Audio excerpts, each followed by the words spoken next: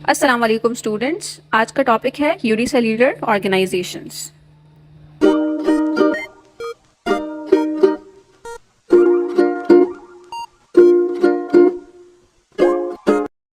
Uni का मतलब होता है सिंगल और सेल्युलर का मतलब होता है सेल। तो हम सिंगल सेल ऑर्गेनिज्म के बारे में पढ़ेंगे। सिंगल सेल ऑर्गेनिजम्स जो होते हैं वो उनके पास सिर्फ एक सेल होता है और लाजमी तौर पे क्योंकि ये एक सेल है इनमें तो ये माइक्रोस्कोपिक होंगे। लेकिन ये सारी सेल्यूलर एक्टिविटीज़ इनमें होती हैं जो भी हमने एक्टिविटीज़ ऑफ लाइफ अपने फर्स्ट लेक्चर में पढ़ी थी, respiration, excretion, movement, digestion, reproduction. ये ऑर्गेनिजम्स वो सारे लाइफ प्रोसेसेस कैरी आउट करते हैं, लेकिन ये सिंगल सेल्यूलर ऑर्गेनिजम्स होते हैं। इनमें एग्जाम्पल्स हमारे पास आती हैं bacteria, amoeba, paramecium, euglena, cyanobacterias, blue green algaes et cetera. बहुत सारी एग्जाम्पल्स हैं। आपकी बुक के कोर्स के अकॉर्डिंग जो हम पढ़ेंगे वो है अमीबा के बारे में। सबसे पहले अमीबा एक यूनिसेल्युलर ऑर्गेनिज्म है, मतलब सिंगल सेल ऑर्गेनिज्म है, और इसकी शेप इरेगुलर होती है। जिस तरह से आप डायग्राम में भी देख सकते हैं कि इरेगुलर शेप हमें नजर आ रही है।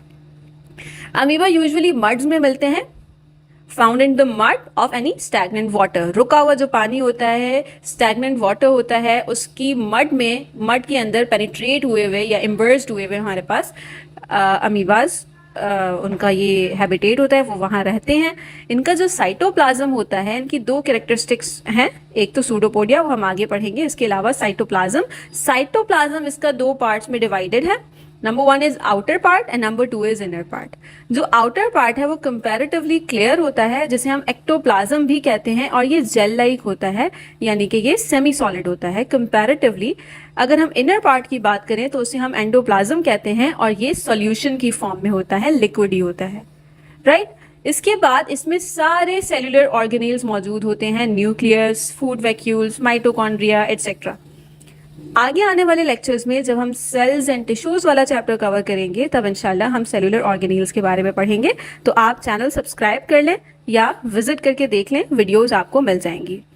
एक और कैरेक्टरिस्टिक फीचर अमीबा का है सूडोपोडिया, जो मैं यहाँ डायग्राम में भी मेंशन कर देती हूँ।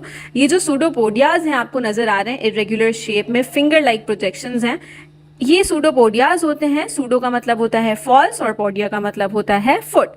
तो ये अमीबा के फॉल्स फुट होते हैं, जिसकी वजह से अमीबा मूवमेंट करता है। एक और बात स्टूडेंट्स, मूवमेंट और लोकोमोशन दो मुख्तलिफ लफ्ज हैं।